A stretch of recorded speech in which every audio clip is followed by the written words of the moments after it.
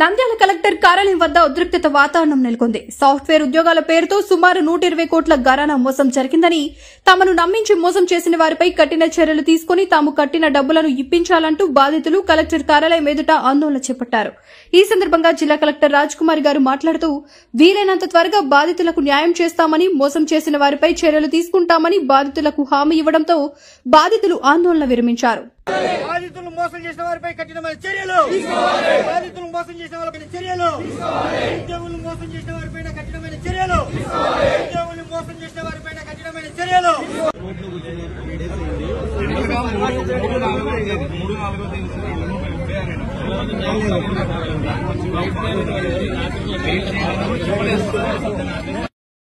చేయొచ్చు, ఎక్కడికో పోవాల్సిన అవసరం లేదు. టౌన్లో అయితే రెంట్లు అవి ఇవి కట్టుకోవాలి కదా, మన ఇంట్లో మన పనులు మనం చేసుకోవచ్చు, 1 గంట మాత్రమే అని చెప్పారు సార్. ఏం లేదు, వీళ్ళ డబ్బులు అందరు ఎవరైతే కట్టినారో బాధితులు ప్రతి ఒక్కరికి రూపాయితో సహా డిఎస్పీ సార్ నేను ఇప్పిస్తానని చెప్పి అందరిలో పబ్లిక్ లో చెప్పాడు. ఇప్పుడు నిన్న పోతే మళ్ళీ 3 నెలల టైం అడుగుతున్నాడు. అంటే దాంట్లోనే తేడా వస్తుంది. పోలీస్ డిపార్ట్మెంట్ మీదనే మాకు అనుమానం వస్తుంది సార్. ముందు చెప్పినాడు, ఒక మాట చెప్పిపోయినాడు, మళ్ళీ ఆడికి పబ్లిక్ ఒక 10 మంది పోతే మాకు 3 నెలల గడువు ఎందుకు అడుగుతున్నారు సార్? నేను రూపాయితో సహా ఇప్పించా, కావాలంటే రుద్రవరం మండలం కనుక్కోండి అని చెప్పాడు. మళ్ళీ 10 రోజులకే 3 నెలల టైం ఎందుకు అడుగుతున్నాడు? అంటే ఏమన్నా టైం ఇది? అందరు ఎవరు ఏం చేస్తున్నారు? లాస్ట్ అఖిల ప్రియ వచ్చినా కూడా లేలే. డిఎస్పీ డిపార్ట్మెంట్ నమ్ముకుందాం, మనం రాజకీయ వాళ్ళని నమ్ముకోకూడదని. మాది కోయిలగుంట్ల. నేను మా రిలేటివ్స్ ద్వారా కట్టాను. ఇది health and wealth finance company అని. వర్క్ ఫ్రమ్ హోమ్ జాబ్ ఇప్పిస్తామని చెప్పి నా దగ్గర 3,60,000 కట్టించుకున్నారు సార్.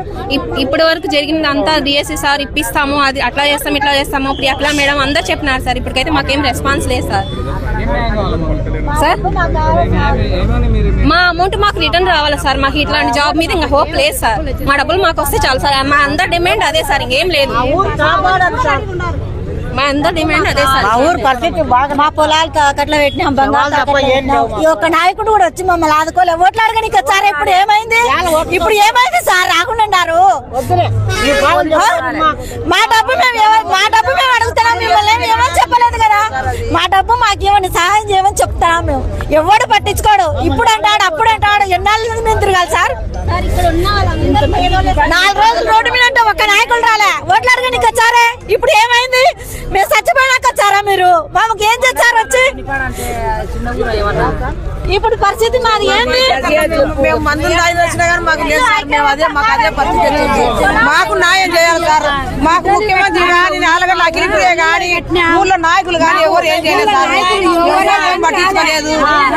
మగుళ్ళు తన్ని సారాయి తాగేసి తంతున్నారు సార్. మా పరిస్థితులు ఎట్లా? మాకు మేము మందులు తాగి సావాళ్ళు సచ్చినా కానీ మాకు లేదు సార్, దిక్కులేరు. మాకు మీరు ఏం న్యాయం చేస్తారో ఏమో. మేము ఇంత దూరం వచ్చినా మీ కాడికి మాకు ధర్మం కావాలి సార్. డబ్బులు తీసుకొచ్చావు, ఎట్లా కట్టావు? ఏమన్నా నేను సార్ 10 ఏళ్ళ నుండి కష్టం చేసుకుంటూ వచ్చినాం. తల్లిదండ్రులు పెట్టిన బంగారు, కష్టం చేసిన బంగారు ఎగబెట్టుకొని అప్పులన్నీ కట్టేసి దసరా పండుగకు అంతకన్నా 3 నెలల ముందు బంగారాలు ఇడిపెట్టుకొని ఇంట్లో పెట్టుకున్నాం. అప్పు తీరిపోయింది కదా. ఈ ఏడు పనులు లేవు. 10 లక్షలు పెట్టుబడి పెట్టి చేలల్లో 10 లక్షలు పెట్టుబడి పెట్టి చేలల్లో నడుపుకుంటున్నాం. ఈసారి ఫలాలు లేవు. దీనికే పెట్టుబడి పెడదామని ధైర్యం చేసి 15 లక్షలు కట్టినాం. 15 లక్షల కనుక మాకు 4,80,000 వచ్చింది. ఇంకా 10 లక్షలు రాదు సార్. ఆడపిల్లలు కూడా కట్టినాం సార్. వాళ్ళు మేమే కదా సార్, ఊర్లో 90 మంది ఆడపిల్లలు కూడా ఊర్లో కట్టినారు. అత్తగారింటి కాడ తెచ్చి బంగారు తల్లిదండ్రులు పెట్టి వాళ్ళు ఇంటికి వచ్చే మా పరిస్థితి ఏంది సార్? అత్తగారింటి కాంటి మగూళ్ళు కొట్టి ఇంటికాడికి వచ్చే వాళ్ళ మందులు దాటే మా పరిస్థితి ఏంది? మాకే భూపతికి లేదు సార్. మేము ఎట్లా బతకాలా? మా సొమ్ములు మాకు ఇప్పియాలి సార్. మా లెక్క మాకు ఇప్పియాలా? మేమైతే సార్ ఈ రోడ్డు మీదనే మంది దాచి చచ్చిపోతాం మేమందరం. మాకు అంతకే తెగించినాం సార్. మాకైతే పిల్లలకు బడి పోతే 10 రూపాయలు ఈయనకి లేదు సార్. మాకు 10 రూపాయలు డబ్బులు కూడా ఈయనకి లేదు మాకు ఇంట్లో. మాకు మోకాలు నొప్పులు వచ్చినాయి ఇంట్లో. ఒక్క పిల్లోడు పనిచేసే పిల్లోడు ఉన్నాడు. చెప్పరిమ్మా చెప్పమ్మా చెప్పు.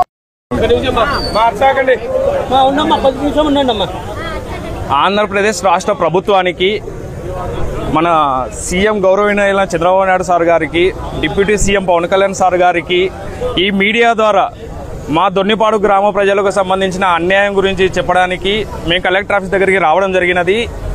మాకు 2023 ఆగస్టు నెలలో మా ఊరికి సంబంధించిన వీరారెడ్డి అనే పర్సన్ వాళ్ళ అల్లుళ్ళు ఏ రాజారెడ్డి, సింగతల మహేష్ రెడ్డి అనే వ్యక్తులు హైదరాబాద్లో health and wealth finance solution అనే సాఫ్ట్వేర్ కంపెనీని ఏర్పాటు చేయడం అని చెప్పడం జరిగినది. ఇందులో ఉద్యోగాల కోసము వర్క్ ఫ్రమ్ హోమ్ ఉద్యోగాలు ఇవ్వడానికి 2,50,000 రూపాయల డిపాజిట్ చేస్తే నెలకు 40,000 రూపాయల జీతం మీకు వర్క్ ఫ్రమ్ హోమ్ ద్వారా ఇంటి దగ్గర నుంచే ల్యాప్టాప్లో చేసే విధంగా మేము ఏర్పాటు చేస్తామని నిరుద్యోగులకు నమ్మవలకడం జరిగినది. దీనివల్ల 2023 ఆగస్టులో నిదానంగా డిపాజిట్లు 2,50,000తో ఒక 50 మంది, 100 మంది, 150 మంది, 200 మంది వరకు చేసుకుంటూ రావడం జరిగినది. వాళ్ళందరికీ నమ్మకంగా 40,000 రూపాయల జీతం ఇచ్చుకుంటూ దీన్ని ఇంకా పెద్ద స్థాయిలో ముందుకు తీసుకోవడం చేశారు. దీని మీద నమ్మకం చేయడానికి ఊర్లో ఒక 10 మంది ఏజెంట్లను పెట్టి వాళ్ళ ద్వారా ఆ 10 మంది ఏజెంట్ల ద్వారా ఈ ఉద్యోగాల మీద ఇంకా పబ్లిసిటీ చేయడము, ఈ వర్క్ ఫ్రమ్ హోమ్ ఉద్యోగాల గురించి ఇంకా కాన్ఫిడెన్స్గా ఇంకా దాన్ని పెద్ద స్థాయిలో చుట్టుపక్కల ఊర్లకు తీసుకుపోవడం చేశారు. దీన్ని నమ్మి మా ఊర్లో దగ్గర 2,000 మంది బాధితులు 3 లక్షలు, 3,50,000 రూపాయలు, 3,20,000 రూపాయల లాగా ప్రతి ఒక్కరు వాళ్ళ ఇల్లు, బంగారము అన్నీ తాకట్టు పెట్టి డబ్బులు తీసుకొని వచ్చి వాళ్ళ అకౌంట్లో వేయడం జరిగినది. ఈ తంతు 2023 నుంచి 2025 అక్టోబర్ వరకు చేశారు. 2025 ఫిబ్రవరి టైంలో దీని మీద ఒక స్టేషన్లో ఒక చిన్న కంప్లైంట్ ఇవ్వడం జరిగింది ఆలగడ్డలో. 2023 ఫిబ్రవరి టైంలో ఆలగడ్డలో స్టేషన్ దగ్గరికి పోయేసిన ఈ పంచాయతీ అన్ని క్లియర్ చేసుకొని బయటికి రావడం జరిగింది. ఆ నుంచి బయటికి వచ్చిన తర్వాత ఈ ఉద్యోగాలు కట్టే ఈ స్థాయి ఇంకా ఒక పెరుగుతూ పోయింది. ఇది ఒక 2023 ఈ జనవరి టైంలో స్టేషన్ దగ్గరికి పోయించిన తర్వాత వాళ్ళు క్లియరెన్స్ తెచ్చుకున్నారు. మా ఉద్యోగము ఇంకా జెన్యూను, దీనికి ఐడి కార్డులు వస్తాయి, దీని మీద మీరు పర్సనల్ లోన్స్ కూడా మేము ప్రొవైడ్ చేస్తామని చెప్పి ఇంకా నమ్మబలికి ఇంకా పెద్ద ఎత్తున ఉద్యోగాలు డిపాజిట్ చేసుకోవడం జరిగినది. ఈ నెల అక్టోబరు 5వ తేదీన తర్వాత నుంచి వాళ్ళు మాకు ఎటువంటి జీతాలు కానీ, కొత్తగా కట్టిన వారికి ఎటువంటి ఉద్యోగాలు కానీ, ఎటువంటి వర్క్ కానీ అలాట్మెంట్ చేయకుండా అందరూ ఫోన్లు ఆఫ్ చేసుకొని రెస్పాన్స్లో లేకుండా పోయారు.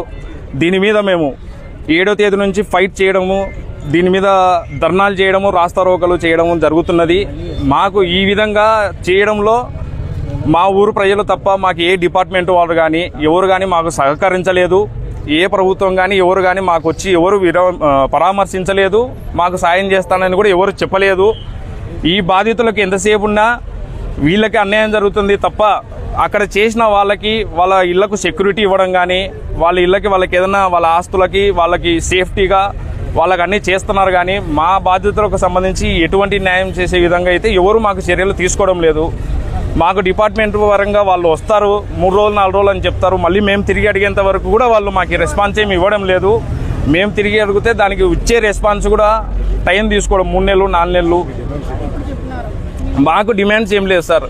మేము వాళ్ళకి త్రూ ప్రతి ఒక్కటి 3,50,000 రూపాయలు వాళ్ళ అకౌంట్లో మేము జప్తు చేసినాం. త్రూ డిపాజిట్ ప్రతి ఒక్కటి రికార్డెడ్ బ్యాంకింగ్ పరంగా జరిగింది.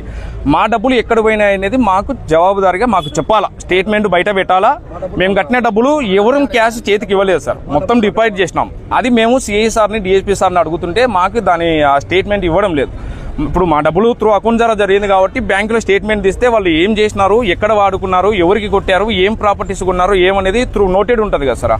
ఆ ఆడిటింగ్ లాగా మాకు మా డబ్బులలో ఏం చేశారు, వాళ్ళు ఎక్కడ వాడారు, ఏం చేశారు, దాన్ని ఏ విధంగా రికవర్ చేస్తున్నారని చెప్పాలా. మాకు ఎల్లనూరులో దీని మీద కేసు జరిగినప్పుడు అక్టోబర్ 4వ తేదీ అక్కడ ఉండే ఎస్ఐసార్ గారు 9,50,00,000 వరకు మీ అకౌంట్లో డిపాజిట్ ఉంది, ఈ డబ్బులు అతన్ని సీజ్ చేసి పెట్టామని చెప్పారు. ఇప్పటికి ఈ రోజు సార్, ఈ రోజు 31వ తేదీ కదా, ఇప్పుడు కూడా 9,50,00,000 చెప్తున్నారు తప్ప పైన రీకవరీ ఇంత చేసాం అంత చేసాం అనేది ఇప్పుడు వరకు కూడా ₹1 పెంచలేదు దాన్ని. మళ్ళీ డిపార్ట్మెంట్ వాళ్ళు ఈ 20 రోజులు ఏం చేస్తున్నది మాకైతే తెలియదు సార్. కనీసం మేము కట్టిన డబ్బులు, మాకు సంబంధించిన డేటా, ఆ స్టేట్మెంట్, మేము కట్టిన డబ్బులు అవి ఏమైనది అనేది మాకు జవాబుదారీతంగా, బాబు మీ డబ్బులు ఎక్కడికి పోలేదమ్మా, పలానా చోట ఇన్వెస్ట్ చేసినాడు, పలానా ఈ మార్కెట్లో పెట్టాడు, షేర్ మార్కెట్లో, లేదంటే పలానా చోట ఫిక్స్డ్ డిపాజిట్లు చేశాడు, పలానా చోట ప్రాపర్టీస్ కొన్నాడు, మీరు అందరూ అకౌంట్లోనే కట్టారు, ఆ అకౌంట్లో డబ్బులల్లా ఏమేం చేశాడు అనేది ఒక లిస్ట్ అవుట్ చేయాలి కదా సార్. మాకు డేటా స్టేట్మెంట్ల రూపంలో, ఇప్పుడు అతను ఏం చేసినా స్టేట్మెంట్ల రూపంలోనే కొనాలా. ఇప్పుడు మనం బ్యాంకులో డిపాజిట్ చేసాం కాబట్టి ఆ బ్యాంకులో నుంచి అతను ఏం చేసినా ఆ అకౌంట్ రూపంలో నుంచి ట్రాన్స్ఫర్ చేయాలా, సెల్ఫ్ లేదంటే క్యాష్ విత్డ్రావల్ చేయాలా, లేదంటే ఇంకొకటి చేయాలా. అంత పెద్ద మొత్తం అమౌంట్ ఏమైంది అనేది ఆ స్టేట్మెంట్ తీసి మీరు అందరికీ బహిర్గతంగా ఎందుకు చెప్పలేకున్నారు సార్? ఇప్పుడు మాకు బహిర్గతం చేయాలి, మా డబ్బులు మా ఏమైనదని మాకు ఇప్పుడు 20 రోజులు అవుతుంది ధర్నా చేయబట్టి. 20 రోజుల నుంచి ఇదిగో అదిగో అని చెప్తారు కానీ సార్ స్టేట్మెంట్ ఇస్తే తెలుస్తుంది సార్. ఫస్ట్ సార్ మా అమౌంట్ మాకు ఖచ్చితంగా కావాలా, ఆ అమౌంట్ ఎక్కడికి పోయినా అనేది ఆ రెస్పాన్స్ కూడా మాకు కనీసం తెలుసుకునే ఒక ఇది ఉంది కదా సార్. మాకు ఇప్పుడు అమౌంట్ కావాలా. ఇప్పుడు మేము 20 రోజుల నుంచి ఫైట్ చేస్తున్నాము. అక్కడ ఉండే 9,50,00,000 సీజ్ చేసిన దానికి ఒక 50 లక్షలన్నా పెరగలేదు సార్. ఏం చేస్తున్నారు సార్ 20 రోజుల నుంచి మాకు డిపార్ట్మెంట్ వాళ్ళు ఏం న్యాయం చేసినట్టు మాకు సార్? మాకు వాళ్ళు చెప్పిన ప్రకారం అయితే త్రూ వీడియో రికార్డులు ఉన్నాయి. 3,50,000 మీరు డిపాజిట్ కడితే ఒక ఉద్యోగానికి వర్క్ ఫ్రమ్ హోమ్ షేర్ మార్కెట్లో ఒక వర్క్ ఇస్తారో ఆ వర్క్ చేయడం, ఆ వర్క్ వాళ్ళకు సబ్మిట్ చేయడం, ఈ విధంగా 3 సంవత్సరాల వరకు మీ ఉద్యోగానికి నేను గ్యారంటీ రాసిస్తానని చెప్పాడు. ఇది వీడియో రూపంలో కూడా మేము రికార్డ్ చేసినవి ఉన్నాయి.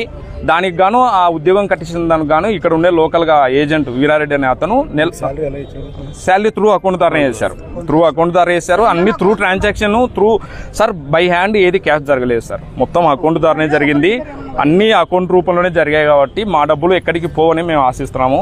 డబ్బులు అకౌంట్ రూపంలో ఉండి ఎక్కడో పెట్టారు. దీన్ని కావాలనే బయటికి తీయకుండా వాళ్ళకి ఏదైనా సమ్ పొలిటికల్ ప్రెజర్లు ఏమన్నా డిపార్ట్మెంట్కు ఉన్నాయని. నా పేరు అశోక్ కుమార్ సార్.